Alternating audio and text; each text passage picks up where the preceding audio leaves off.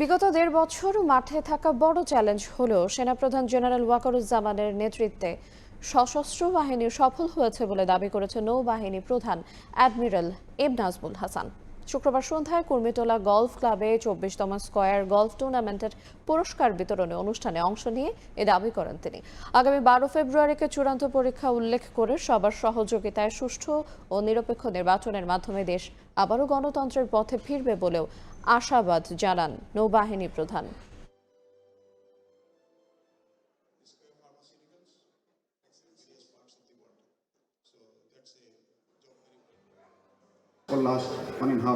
বিগত ১.৫ বছরে মাঠে থাকা বড় চ্যালেঞ্জ হলেও জেনারেল ওয়াকারের নেতৃত্বে সেনাবাহিনী সফল হয়েছে। আগামী ১২ ফেব্রুয়ারি নির্বাচন চূড়ান্ত পরীক্ষা, সবার সহযোগিতায় একটি সুষ্ঠু ও নিরপেক্ষ নির্বাচনের মাধ্যমে দেশ আবারও গণতন্ত্রের পথে ফিরবে বলে আমি আশাবাদী।